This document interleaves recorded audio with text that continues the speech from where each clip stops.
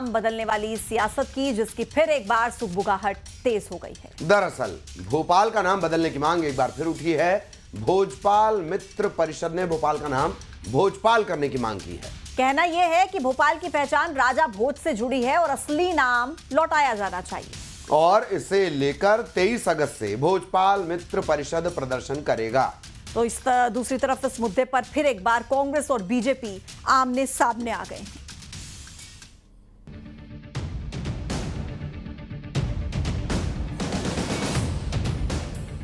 मध्य प्रदेश की राजधानी भोपाल का नाम बदलकर भोजपाल करने की मांग एक बार फिर से जोर पकड़ रही है।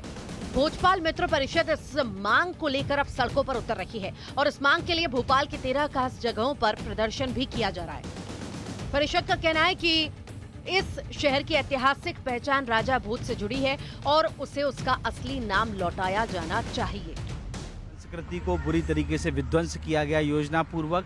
ये राजा भोज की टेरिटरी है, सबको मालूम है। राजा भोज यहाँ के शासक थे, उनकी द्वारा जो सभ्यता विकसित की गई थी, इसलिए उनके गौरव को वापस लौटाने के लिए, अपनी संस्कृति को, अपने सनातन की संस्कृति को वापस लौटाने के लिए, जैसा कि हमने देखा इलाहाबाद भी प्रयाग हुआ, अलीगढ़ भी बदला, मुजफ्फराबाद भी बदला, तो हमको भी भोपाल को भोजपाल करना है। ये भोजपाल मित्र परिषद का संकल्प। और अब आपको बताते हैं कि कहां-कहां नाम बदलने को लेकर प्रदर्शन किया गया है। बैरागढ़ चंचल चौराहा, राजा भोज प्रतिमा, कर्फ्यू माता चौक, पॉलिटेक्निक चौराहा, रोशनपुरा चौराहा, माता मंदिर चौराहा, कोलार चौराहा, मनीषा मार्केट, वंदे मातरम चौराहा, विठन, पिपलानी पेट्रोल पंप, प्रभात चौराहा। तो वहीं भोपाल का नाम बदलने की मांग पर सियासत भी गर्मा चुकी है। कांग्रेस ने कहा है कि रानी कमलापति के जो वंशज थे, उनका नाम भोपाल सिंह था। भोपाल और भोजपाल के अंतर को स्पष्ट करना चाहिए। तो वहीं बीजेपी ने कहा है कि कांग्रेस ने सत्ता में रहने के दौरान आक्रांताओं का महिमंडन करने का काम किया है और अपने वास्तविक इतिहास के साथ कॉम्प्रोमाइज किया है। का जो इतिहास है लिखित, इसमें तो कोई आक्रमणकारी आया नहीं कभी। सहायता करने के लिए आए थे रानी कमलावती की, तो यहाँ तो इतिहास उन्होंने ढंग से पढ़ा नहीं। 11 राजा भोज हुए, कौन से वाले राजा भोज का यहाँ राज था, ये बीजेपी वालों को बताना चाहिए और उसका सही मार्गदर्शन करना चाहिए। सबको सिखाओ, ये इतिहास किताबों में लिखवाओ। ये भारतीय जनता पार्टी की सरकार लगातार अपनी सांस्कृतिक विरासत को लेकर के संवेदनशील और गर्वित रही है। हमने लगातार जो आक्रांताओं के द्वारा हमारी संस्कृति और सभ्यता को नष्ट करने का षड्यंत्र किया गया था, उसके विरोध में ऐसे कदम उठाए हैं जो आज पुनर्स्थापित हमारी संस्कृति को करने की दिशा में आगे बढ़ी है। कांग्रेस पार्टी ने सत्ता में रहने के दौरान आक्रांताओं का महिमा मंडन करने का काम किया और अपने वास्तविक इतिहास के साथ कॉम्प्रोमाइज किया। वहीं आज भारतीय जनता पार्टी की सरकार ने हमारी वैभवशाली विरासत को न्यायोचित स्थान देने का काम किया है। इससे पहले भोपाल की अलग अलग जगहों के नाम बदलने की प्रक्रिया भी सामने आई। ऐसे में सवाल है कि क्या जल्द एमपी की राजधानी का नाम भी बदल दिया जाएगा। शिवकांत आचार्य, न्यूज़ 18 भोपाल।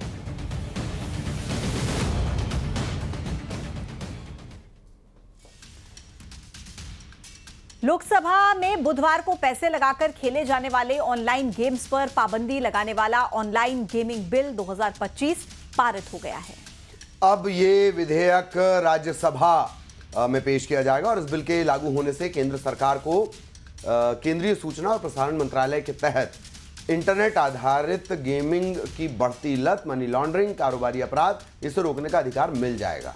अब बिल में ऑनलाइन मनी गेम्स कंपनियों को एडवर्टाइजमेंट पर रोक लगाने के साथ साथ कारोबारी संस्थानों और बैठकों को गेमिंग के लिए फंडिंग या फिर ट्रांजैक्शन करने से भी मना किया गया है।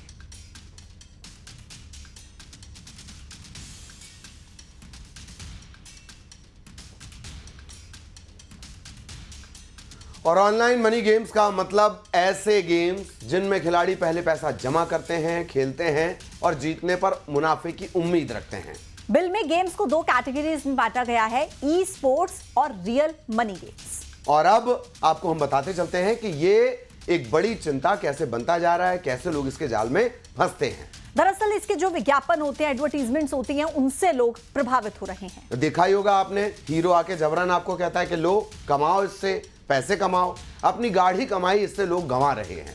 कई युवा आत्महत्या तक कर रहे हैं और देश में मनी गेम्स का ये जाल लगातार बढ़ता जा रहा है और सट्टेबाजी को इसके चलते लगातार बढ़ावा मिल रहा है। और आगे बढ़ते हुए अब आपको एक चौंकाने वाला आंकड़ा बताते हैं। देश में 60 करोड़ ऑनलाइन गेमर्स हैं, जो हर साल 60 करोड़ गेमर्स हैं जो हर साल लगभग 20,000 करोड़ रुपए कमाते हैं। ऑनलाइन गेमिंग बाजार की कीमत है 32,190 करोड़ और ये 2029 तक 80,000 करोड़ रुपए तक पहुंच सकता है। 2023 से ऑनलाइन गेमिंग पर 28% यूनिफाइड टैक्स लगा है और 2025 से जीत की राशि पर 30% लागू होगा।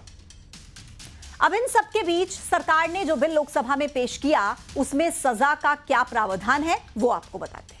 इस बिल में कानून के उल्लंघन पर सख्त सजा का प्रावधान रखा गया है। ऑनलाइन मनी गेम चलाने पर 3 साल तक की कैद या फिर 1 करोड़ रुपए तक का जुर्माना हो सकता है। वहीं विज्ञापन देने पर 2 साल की कैद, 50 लाख रुपए तक का जुर्माना इसमें लग सकता है। इसके साथ ही मनी गेम्स पर लोन या फिर फंडिंग देने पर 3 साल की कैद या 1 करोड़ रुपए का जुर्माना लगेगा। और अब बात उपराष्ट्रपति चुनाव की, जिसे लेकर सियासत पूरी तरह हाई है। सत्ता पक्ष और विपक्ष के उम्मीदवार चुनावी मैदान में हैं। एनडीए उम्मीदवार सीपी राधाकृष्णन और विपक्ष के उम्मीदवार बी सुदर्शन रेड्डी ने नामांकन दाखिल कर दिया है। हालांकि सियासी गणित को आप देखेंगे तो सत्ता पक्ष के उम्मीदवार की जीत आसान मानी जा रही है।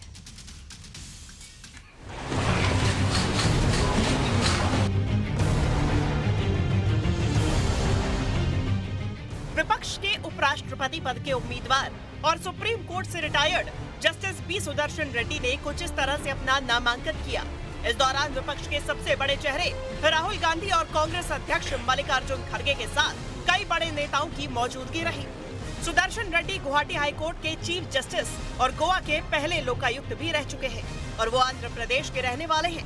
जस्टिस सुदर्शन रेड्डी को 2007 में सुप्रीम कोर्ट का जज नियुक्त किया गया था और उपराष्ट्रपति पद के लिए उनका सीधा मुकाबला एनडीए उम्मीदवार सीपी राधाकृष्णन से होगा। सामाजिक न्याय में जो विश्वास रखते हैं,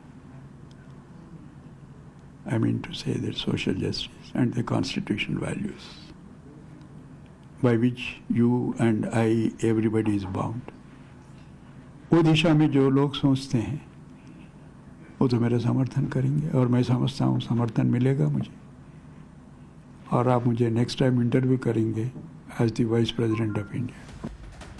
वहीं एनडीए उम्मीदवार के तौर पर सीपी राधाकृष्णन ने एक रोज पहले उपराष्ट्रपति पद के लिए अपना नामांकन दाखिल किया था।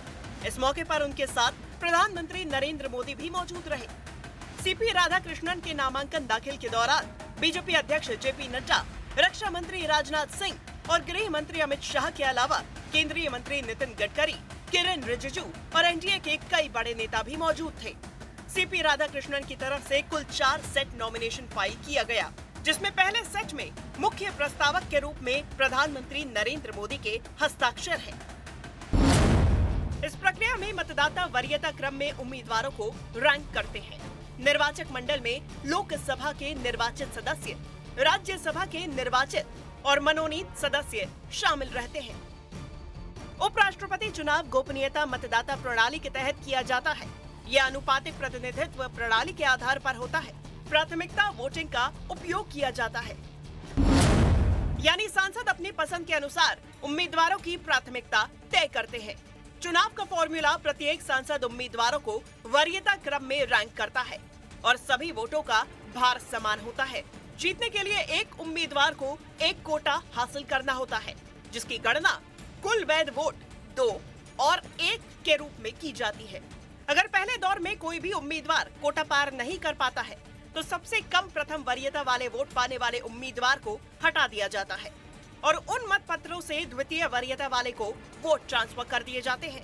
ये प्रक्रिया तब तक जारी रहती है जब तक कि कोई एक उम्मीदवार कोटा हासिल नहीं कर लेता। उपराष्ट्रपति पद का चुनाव 9 सितंबर को होगा और वोटिंग के दिन ही मतगणना भी होगी। यानी आंकड़ों के हिसाब से एनडीए के पास बहुमत है और इस चुनाव को वो आसानी से जीत सकती है, जबकि विपक्ष के पास बहुमत से कम संख्या है। इसके बाद भी अपना उम्मीदवार मैदान में उतारा है। इस चुनाव के जरिए विपक्ष ये संदेश देना चाहती है कि वो हर हाल में लड़ेगी।